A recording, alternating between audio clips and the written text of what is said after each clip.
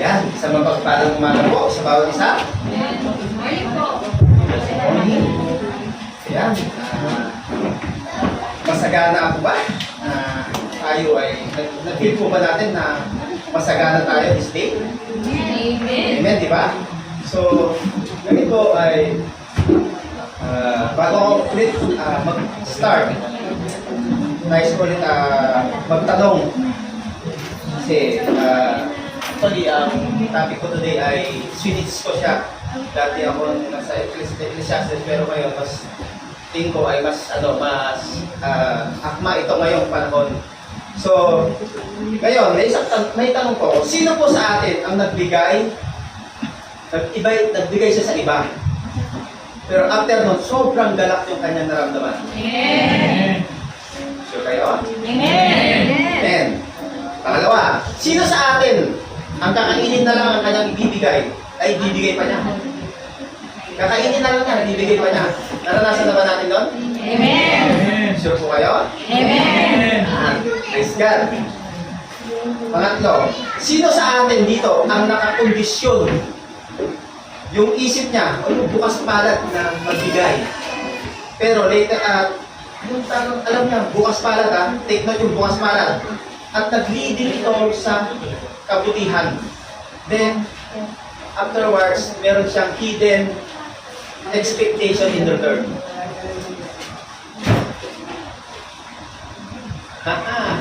So ngayon, hindi kayo nakasagot. So ngayon, nag-gets nyo ba yung tanong ko muli? Amen. Bukas, nakakondisyon yung isip niya na magbigay. Yes. Pero, alam niya may kabutihan. Pero in hidden, meron siyang hidden expectation na babalik sa kanya. So ngayon, sasagutin natin yung hindi nyo nasagot. Kasi hindi kayo nag-amen eh. So ngayon, this morning po I want to encourage po na gusto ko, ako hindi lang po ako mapagpala eh. Lahat po tayo ay pinagpapala. We need to motivate ang bawat isa sa atin na maging generous po sa ating giving. Now, kaya ganyan ang aking tanong. Ma'am Jo? Ma'am Ja? Ma'am Jo, sorry. Paki-insert yung aking ayan, okay na. Givers, and ang aking title ngayon, are not losers. Amen. Sino dito givers? Amen. Sure kayo? Yan ha? Kailangan kasi, ito, kaya ang ganyan ang title natin, ay encourage ko na sa bawat isa natin maging open yung heart natin. Nais ko po na magkaroon tayo ng self-examination and self-motivation behind sa ating pagbibigay, behind sa ating givings. Tanong, yan, sabi ko, are you a givers? Amen. Bakit umina? Are you a givers? Amen. Or losers? Are not losers. Take note of that, ha? Ngayon, i-challenge po. Kasi, ang bawat isa, beyond on our norms, yung normal nating nakasanayan na natin, di ba? Ano yung kalagayan natin dito? Ilang buwan na tayo? Ilang taon na tayo nagsisipa? Normal pa rin ba yung pagbibigay natin? Ganun pa rin ba? Kailangan natin iyan doon sa ating givings. Kasi nakasanayan na lang, ganun na lang lagi eh.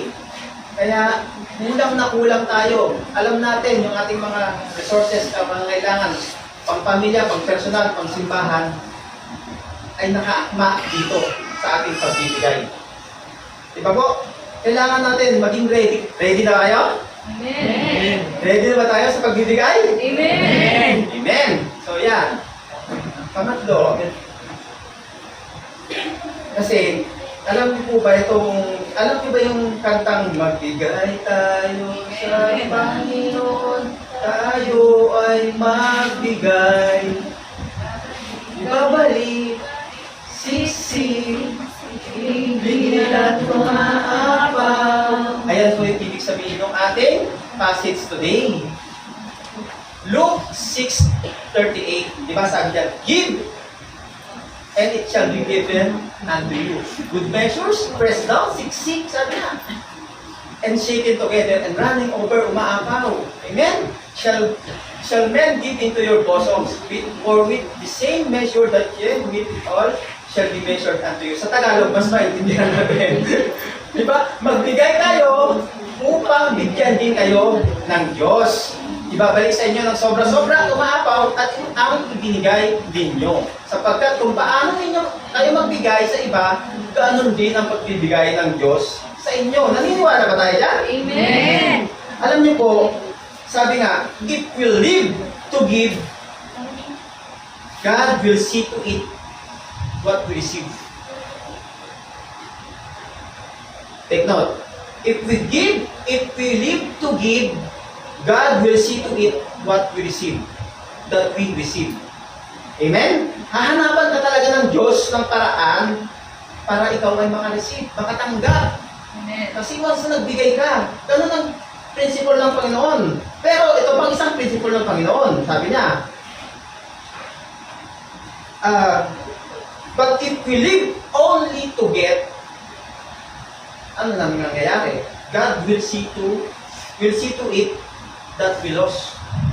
Titignan din ng Diyos paano tayo magkukulang. Kasi nagkulang ka eh. Ganun po yung kabaligtaran nun ha. Yung principle na yan, hindi po yan nagmamatter lang sa ating givings. Nakaakma yan sa ating treaties. Ano yung treaties natin? Time, talent, and treasures. Di ba? Now, ngayon,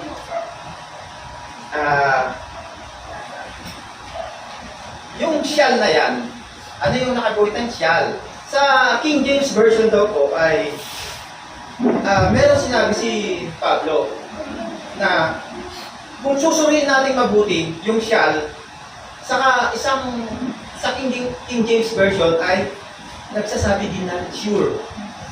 Tingnan natin yung isang passage. Yan o. Yan. Sabi sa Romans 10:13, for whoever shall call upon the name of the Lord shall be saved. Kaya nga, sabi nga dyan, kung ating aanuhin, that's why our salvation is sure. Naniniwala po ba kayo doon? Amen. Ngayon, same with our passage today, our text, na sabi nga, give and it shall be given unto you. Ibig sabihin yung shall na yon, it will be sure unto you. Mapupunta sa atin. Diba? If we are true giver, you can win. Naniniwala po ba tayo? Because givers are always winners. Amen? Amen. Ngayon, yung, kaya ko inaano yan, yung shall na yan, sabi nga kasi, ginawa ko ito upang maipakita sa inyo sa ganitong pagsusumikap ay matulungan natin ang mga dukha. Lagi nating alalahanin ang sinabi ng Panginoong Hesus na mas papalad ang nagbibigay kaysa tumatanggap. Sino po nagsabi niyan? Yung mas papalad ang nagbibigay kaysa tumatanggap. Kung makikita nyo, kung may mga red text sa inyong mga Bible, ang nagsalita po niyan, walang iba kundi si Jesus. Sa red text yan. Kaya nga, sabi, kung ating diba sabi, givers are always winners. Sabi nga niya, mas mapalad. Kaya nga sinabing winners tayo, nag-givers. Amen? Sorry giver ito pinag-uusapan natin kasi gusto ko mapagpala tayo. Hindi lang ako, lahat po tayo. Itong pagbibigay, yun pala yung nagdedirect sa atin ng pagpapala. Tignan nyo pa, makikita pa natin. Kasi sabi nga, yan hindi natin daw, we don't have experienced victory with our Christian life without sincerity of giving. Naniniwala po ba kayo yan? Hindi po natin tunay na mararanasan yung tunay na victory. Yung tinutukoy po kasi dyan yung victory. Ano ba yung victory na tinutukoy ng dyan? Yung victory po kasi natin dyan yung daily battles natin, daily struggles natin, yung ating mga daily problems, daily decision that we make, victory upon victory. Kasi nga po, hindi natin wala doon yung sinceridad natin sa pagbibigay. Nawawala. Kasi tayo mga sarili, likas sa atin yun. Pero kung bukas yung ating makikita pa natin, tingnan natin. Yung kalakit po kasi ng sinabi ng Panginoon dyan, ng ating Panginoong Hesus, na mas mapalad yung nagbibigay. Kasi nga, we need a sincerity of our giving in our Christian life. Means po, yung ating buong buhay. Hindi lang po partial, buong buhay. Dapat yung Christian way of living natin, givers tayo. Kasi always winners.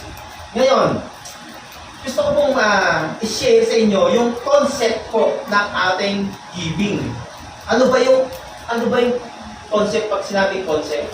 Ito po yung point of view natin, yung point of belief natin, yung mga pinapaniwalaan natin. Ito yung kaalaman natin sa ngayon sa givings. Ano ba yun? Ano ba yung pagkakakilala natin sa pagbibigay? Ano ba yung pagkakaintindi natin? Ano ba yung palagay natin sa ating pagbibigay? Gaano kalalim yung ating kaalaman sa ating pagbibigay? Ngayon, tignan natin. Ito kasi ay napakahalaga. Hindi po kasi ito masyadong inaano ng ating mga pastors kasi nga minsan merong natatalisod. Pero tayo, as members of church, kailangan natin itong malaman madikdik sa ating isipan na ang givings pala ay nagdadala ng hindi ka losers.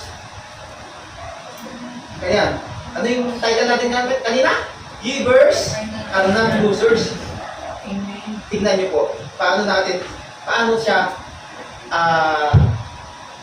makikita natin kasi ito yung concept. Pag sinabing concept, di ba, yung mga sabi ko kanina, yung paniniwala, pagkakilala, at pagkaintindi natin. Number 1, giving is a chance to please God. Kung makikita nyo po sa kawikaan, kapag tinalugdan ng Panginoon ang ating pamumuhay, kahit ang ating mga kaaway ay gagawin niya ang ating kaibigan. Praise God. Alam mo po ba yan?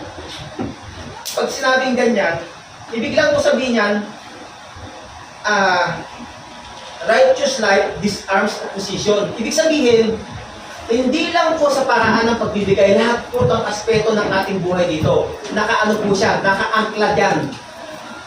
Ang buhay natin kasi, hindi lang po sa givings through church, hindi po. Lahat po ng aspeto ng ating buhay, dinaraanan natin yan. Kalakip lahat. Yung matuwid na pamumuhay ay kaya disarmahan daw ng ating Panginoon. Sabi sa kawikaan, kaya niya alisin yung ating, yung mga may sumasalungat sa atin. Experience ba natin yun? That's the way to please God. Kaya niya alisin yung mga conflict with others natin. Hindi lang po sa ating relasyon sa pamilya.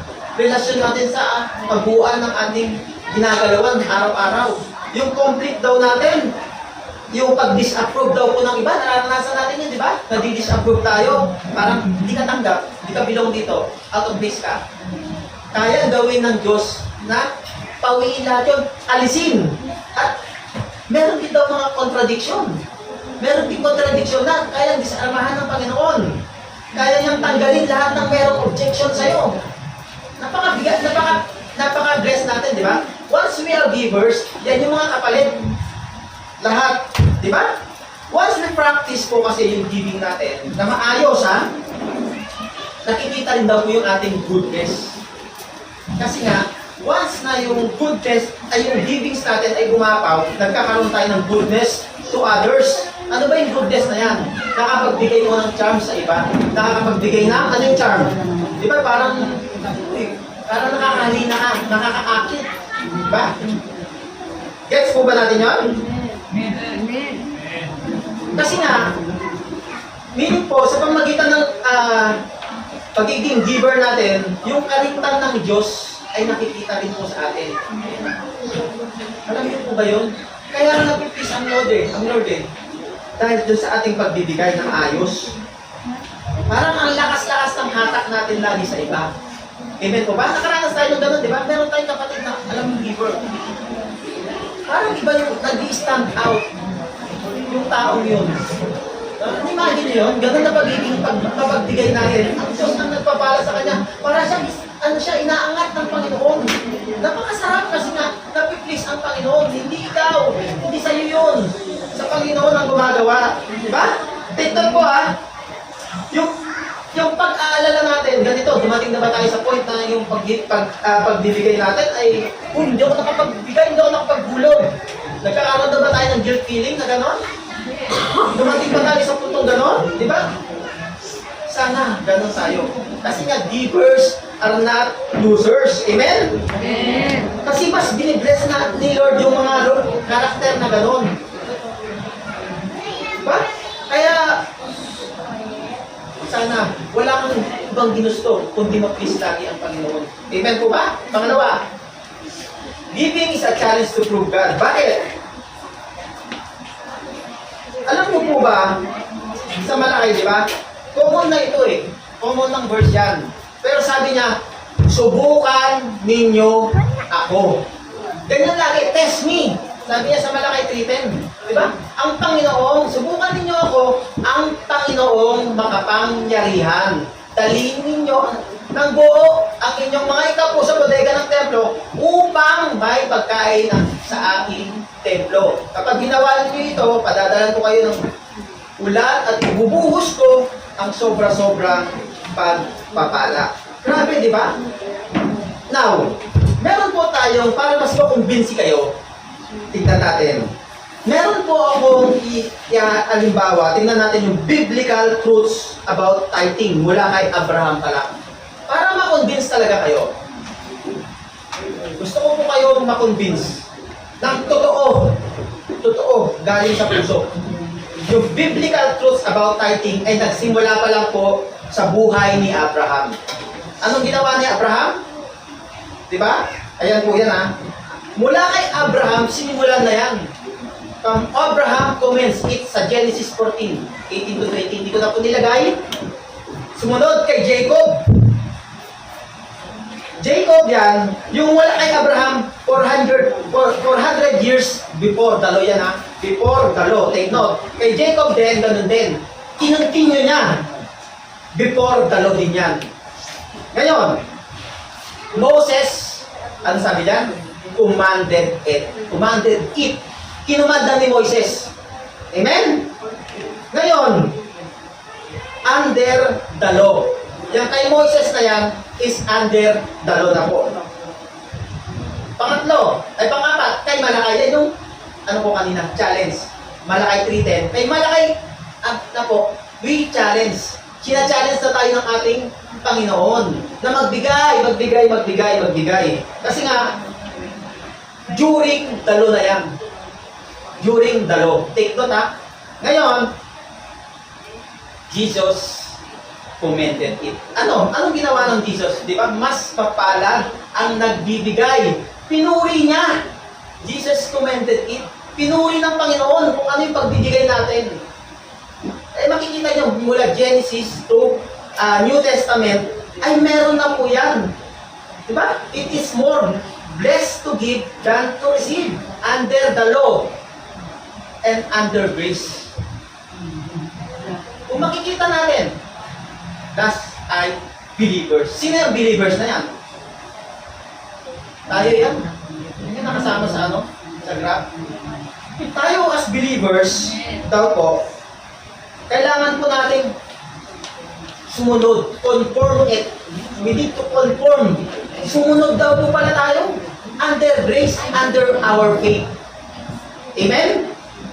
Nalulungkot kayo. Sana masaya tayo. Kasi ito, mas maintindihan natin ang pagiging givers natin. Hindi po kasi biro. May kapalit pala na doon sa pagbibigay natin means, kasi nga, we as believers means for exactly to follow under grace through our faith. Na-convince na ba kayo? Amen. Diyan, mula Genesis to New Testament? Kabataan? Kahit piso. Kahit pagkano. Hindi ko pa kayo inobliga kasi si Jesus, hindi niya inobliga tayo eh. Under grace, under our faith. Kung ano yung faith na nilalaman ng ating puso. Kasi nga si Malakay, challenge na tayo eh. Dito, sa point ng believers, ay, ano tayo, we need to conform, hinahamon na nga tayo lagi eh. Amen? Amen. Kita natin ha, kumbinsido na ba kayo? Amen. Sabihin mo nga sa katabi mo, givers ako. Hindi ako losers. Hindi nga. Givers ako. Yun, amen. Praise God. Amen. Praise God, praise God. Yan ha. Nakikita niya, challenge na. Nagcha-challenge kayo, di ba? Kasi we as church, this text is, ayan. Pangatlo, kasi, maano na ako sa aking time.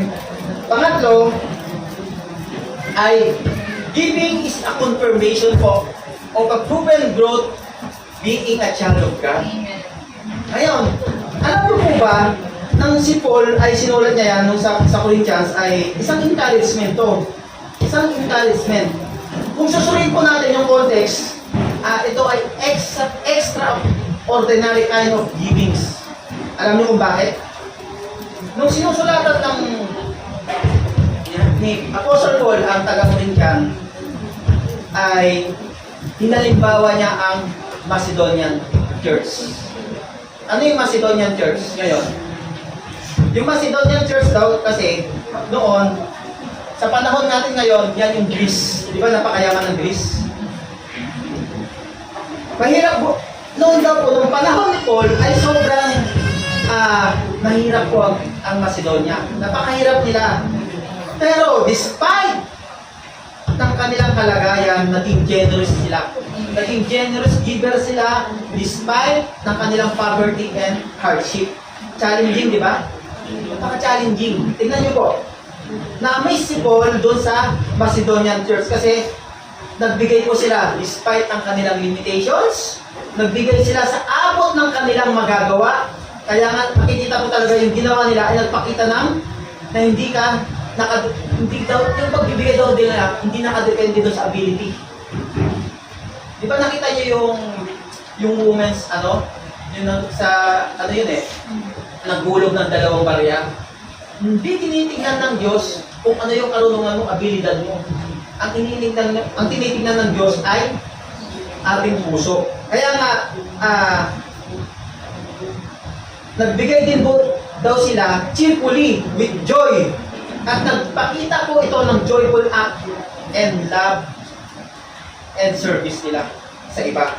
Nagbigay sila sacrificial giving. Nagbigay sila more than they can afford. Imagine that, kaibigan, kapatid. More than they can afford. Kaya ba natin gawin yon? Wala ka na nga, ibibigay mo pa. Yun yung ibig sabihin nun. Sacrificial. More than what a heart talaga ng Macedonian. Sana mangyari ito sa ating church. Dalangin natin. Diba? Sacrificial. Diba? Kumbaga, putting the needs of others above their own. Yun po ang kailangan natin makita, magawa, i-practice sa ating pagbibigay. And ultimately, nagbigay sila motivated by their love of Christ. Yun po ang pinaka-importante. Nagbibigay ka, patungo sa Panginoon. Alam mo, malulugod ang ating Panginoon. So, yung legacy po ng Macedonian Church ay talagang identified until today. Kasi nasa Bible they remind us, we as church, take note we as church must give. Hindi po tayo nakatingin dun sa how much we give. Because instead, po, tignan natin how much we are willing to give. Willing ka ba? Willing ka ba rin? Kailangan nyo po kasi, tignan hindi sila nakatingin how much we give. Because nagbigay sila how much we are willing to give. That's the heart. Yun po yung puso na kailangan natin. Kasi hindi lang po dito sa church ako sa Quinto, sa lahat ng aspeto ng ating buhay. Naka-connect, naka-angkla. Connected po kasi yan. Amen? Amen. Kaya kung nag-minister po tayo dito sa church, mas lalo sa labas.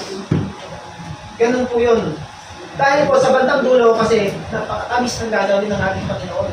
Naniniwala po ba kayo doon? Amen. Tamis gumawa ng Diyos ng kapamaraanan. Hindi mo na kaya na-expect dumarating pa. Di ba? Gusto niyo ba hinahabol kayo ng pagpapala? Amen. Sabihin mo ulit sa katabi mo, givers ako. Ha? Sure po ha? Ngayon, knowing po that our giving can make a real difference in the lives of others, kaya, di ba, nakakapagbigay po ng real difference sa iba. Hindi mo alam, wala nang kakainin hindi mo alam, isa walang pamasahe, nakarating siya, natanggap siya sa trabaho. Pag ganun nakapamalaan na ng Diyos, ay hindi natin minsan makita eh. Tumitingin na lang tayo kung ano-ano lang eh. Di ba? Challenge po ito sa atin. Napaka-bless natin kasi natututunan natin itong pagbibigay. Ay, ganun pala. Tingnan nyo kasi doon yung church. Greece na ngayon. Malay ko maging Greece dito sa Pilipinas. Di ba? Hindi natin alam. Last. Sorry ah. Ngayon, godly concept about giving. Giving is a Christ-like practice of the children of God.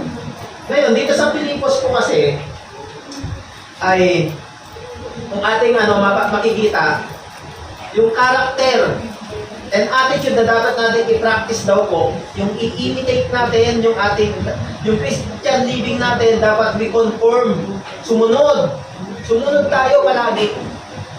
Hindi po isang beses. Kasi dito si Paul, umaapila sa Corinthians. Umaapila po si Paul ng common devotion to Christ, common possession ng Holy Spirit. Ano ba yung common possession ng Holy Spirit? Iisa tayo, unity tayo. Iisang espiritu, iisang puso, iisang diwa para malugod ang Panginoon sa ating givings. Diba? In short po, sinabi ni Paul na si Christ ay pattern po ng ating Christian living. He is not only about imitating lamang. Dapat, kung gusto natin maging Christ-like, hindi lang natin i-imitate. Ito ang word na maganda. Instead po, Paul talks about impartation. Yung impartation na yan, ano ba ibig sabihin ng impartation? Meaning po, yun, meron tayong isip mula sa Panginoon, mula kay Kristo. Yun po yung dapat ma-impart sa atin. Yun po yung dapat makita sa atin. Yun po yung dapat nasa atin. Should be in us. Nasa atin dapat. At, take note. Sabi kasi, sabi ko na pagkaroon po tayo ng isang goal, isang espiritu, makakamit natin yung mind ni Christ sa pamagitan po ng Spirit of God working in us. Meron na tayong isang espiritu. Amen? Amen. Sabihin mo sa katabi mo, givers ako. Amen. Praise God. Kasi po, kung once na ganito yung ating setting ng ating mind, kabataan, kaibigan, kapatid, kung ganun po yung ating settings yung mind setting natin, in terms of impartation, through mind of Christ, hindi po ikaw ang kumikilos kasi. Kailangan, di ba, ipasok mo si Lord sa isip mo, tuloy-tuloy. Huwag mong hayaan na maligwak ka, mawala ka dun sa presensya ng Panginoon. Kasi nga, hayaan mo na kumilos ang Lord, mag-take over dun sa iyong buhay. Amen. Para lahat ng gagawin mo, give. Sa'yo na lang. Ito sa'yo na. Dapat ganon. Amen? Amen. Ready ka ba na maging ganon ang puso mo? Amen. Hallelujah. So ngayon, dapat talaga, kasi nga dapat ba, ready ka na si Jesus ang sasalo sa'yo. Hindi na ikaw yung kumikilos kasi. Ibig sabihin, let the Spirit of God move sa iyo. Hayaan mo. Mag-connect tayo ni Jesus. Umonekta ka kay Lord lagi para yung pagbibigay mo hindi ka nahadangan. Amen. May ganun kasi eh. Kasi nga hindi ka connected kay Jesus, wala nahadangan ka. Kaaway yun. Kabataan. Kala niyo po tignan niyo po. And remember po, nung sinulat po ni Paul ito, doon sa Corinthians, yung sinulat niya ang Pilipos ay nasa kulungan siya. Pero yung galak niya sobrang nagagalak siya. Yung kagalakan niya grabe. Pero sabi niya, He is even rejoicing more kung ang gospel sa atin ay working. Amen. Ganun po pala yung kalakip nun. Working dapat yung gospel. Ano yun? Yung salita ng Panginoon. Nakikita tayo sa Bible study. Amen? Umulan bumagyo man yan, nasa Bible study. Amen. Amen? Amen. Challenge po ito sa atin. Parang gusto nyo pa-bless eh. Kasi ang givers are not losers. Amen? Amen. Now, naniniwala po ako na starting today, amen? Amen. Starting today na magiging working ito sa ating mga buhay. Amen. Sabihin natin sa katabi mo, giver na ako kay Lord. Praise God. In sa amin po, ito, sa ating pagtatapos, dapat po ang ating isipan ay must be in Christ Jesus. Diba? Ang sabi, ano ba sabi ni Paul? Must have selfless mind. Ibig sabihin, walang pag-iimbot. Mas concerned sa needs ng iba, sa wishes ng iba. Paano kaya yun? Nagsabi sa akin, walang bigas, walang sasayang. Ganun dapat. Selfless. Mas iniisip niya na mag-improve pa yung givings niya. Selfless. Must have sacrificial mind. Ibig sabihin, walang ibang iniisip kundi ang iba muna. Must have serving mind. Diba? Meron pusong handang maglingkod at magamit bilang kabahagi sa gawain ng Panginoon. Nakikita ba natin yon sa ating church? Hopefully, kumilos talaga ang Panginoon sa atin. Hindi natin kakayanin ito. Kasabi nga kanina, move in the Spirit of God. Kasama mo. Ang gusto sa atin ng Lord ay merong like-minded. Means po, have mind of Christ para makita natin gaya ng pagtingin ni Kristo sa atin. Ano ba yun? Have mind of Christ para makita natin yung pagtingin ni Kristo. Amen? Gusto din ni Lord na meron tayong same love with others. Kaya kagaya ng love na in-impart ni Lord sa atin. Amen? A love that did not count the cost. Hindi siya nagbibilang. Diba? Did not count the cost. Sarap po, diba? Ikaw, bibilangin mo ba yung ikaw bilang anak? Bibilangin mo ba yung pagmamahal mo sa anak mo? Di ba hindi? Dapat ganun yung givings natin. Ganun lang kasimple. At magkaroon din daw po tayo ng one accord. Means po to work together in harmony. Pagkakaisa, patungo sa common goal to please God. Amen. Diba? Yung common goal natin to please God in our 3 T's. Ano yung sabi ko kanina na 3 T's? Time, treasure, and talents. And ultimately po, as church, meron tayong one mind. Amen. Isang isipan. Means po, in ang community, para makita natin sa iba na Christ minds is directing our activities. Ang sarap. Kumikilos ang Diyos. Kaya kaibigan kapatid, wherever we are in, whatever we do, we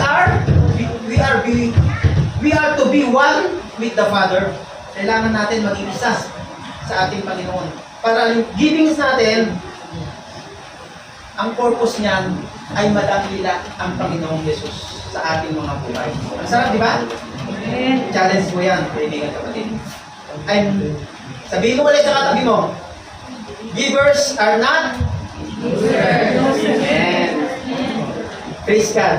And lastly, sabi nga, our generosity will be returned to you in full measure. Sarap, amen, di ba? Praise God. If we live, sabi nga kanina, if we live to give, God will see to it that we receive. Hahanapan ka ng Diyos ng paraan para ikaw ay mapagpala. Kaya, pero ikaw ay namumuhay lamang only to get. Sabi kanina, nakakalungkot, pero hahanapan ka ng Diyos ng paraan para mawala pa sa iyo yun. Ano kayo sa dalawa? Kailangan mamuhay kayo na nagbibigay. Amen? Mas gusto natin yun eh. Kaya kaibigan kapatid, whatever we do, sabi kanina, whatever we are in, sabihin ulit, Givers na ako. And not losers. Sa Diyos ko lahat ang papuri.